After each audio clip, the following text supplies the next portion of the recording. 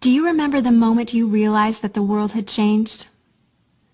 Let me tell you a quick little story that has nothing and everything to do with the future of our world and how you fit into it. In 1917, the United States faced a huge problem. They were working hard to compete in the industrialized economy, and there was a shortage. Not a shortage of oil or coal or other natural resources, a shortage of people, specifically obedient factory workers.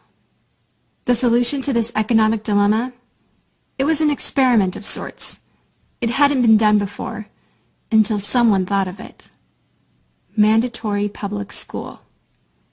Unfortunately, the initial purpose of the United States public school system was not to inspire children or generate scholars. And it wasn't created for dreamers, people who color outside the lines, break the rules, and challenge the status quo.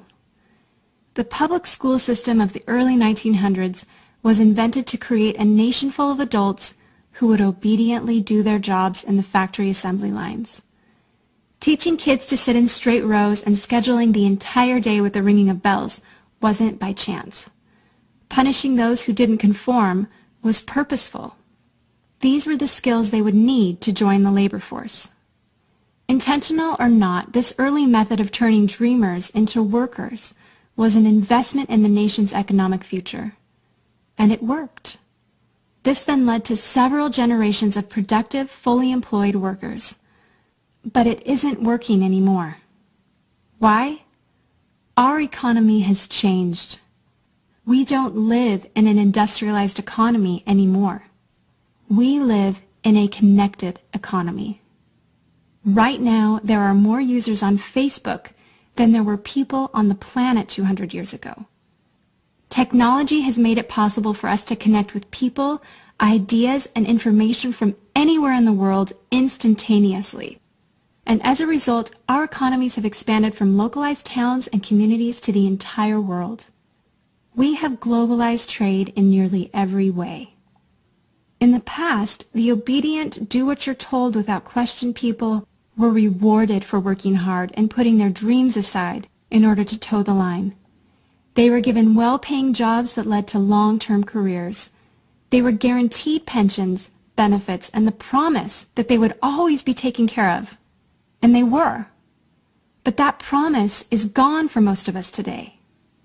Even if you have a white-collar job, the majority of white-collar workers are still working in a factory. Instead of operating a sewing machine or welding a widget, they now push pencils, type on keyboards, or process paperwork. It's still factory work because the entire focus of the day is spent on increasing productivity, which leaves little room for creativity, spontaneity, or individuality. The educated, hard-working masses are still doing what they're told, but they're no longer getting what they deserve. Even if you do everything you are told to do today, graduate from high school, go to college, get a degree, work hard in whatever job you can find, if you're lucky enough to find one, you're not guaranteed anything. Companies are being forced to change or die right now. Layoffs happen much more often than job openings appear, and the highest paying jobs are disappearing or heading overseas at an alarming rate. If you have a job where your boss tells you exactly what to do, he or she will always find someone cheaper than you to do it. Did you know that the average length of a job today is about 4.5 years? Contrast that to the 1960s when it was 40 years. The connected economy rewards a different group of people. It rewards the people who see things differently, who don't conform, people who have ideas that no one else has, people who are willing to work hard but know that the old way of doing things is broken. The connected economy rewards you not for being a cog in the wheel of life, but for standing up and reaching out. The connected economy rewards the connectors. Whether it's connecting a person to a person, a business to a business to a product, or a product to a person, those who learn how to connect are the ones who will survive and excel in the connected economy. That is how the world has changed. It's not about to change. It already has. Things are different now, and they're not going back to the way they used to be. Look at Facebook. What's their product? It's you. Your network, your information, your ideas, they all have value. Does Facebook pay you for the money they make selling your information to advertisers? No. But we still use it because we have an innate desire to connect with people. In fact, neuroscientists have found that we are actually hardwired to connect with each other. Some people know how to leverage this innate ability in today's economy, but most don't.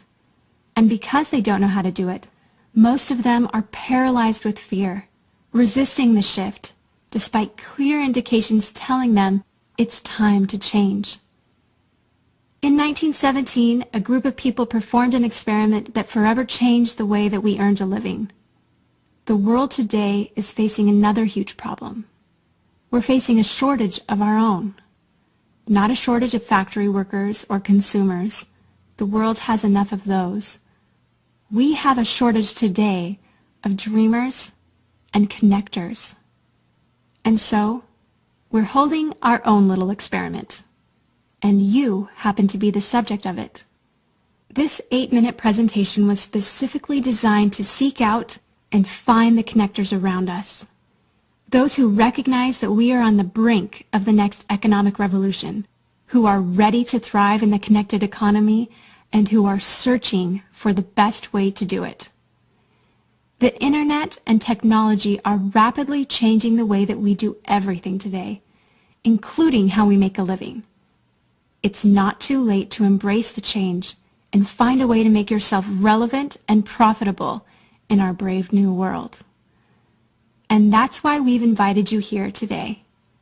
We've created something that rewards you for connecting. It pays you for bringing people together behind a cause, product, or idea. And we have systematized it and made it so that you can do it from anywhere with anyone at any time. If you are passionate about helping people, if you are passionate about changing lives, if you want to position yourself to be a capitalizing force within the connected revolution instead of just a bystander, let's start now. Do you remember the moment you realized that the world had changed? How about the moment you realized you could change with it? Are you ready for the details?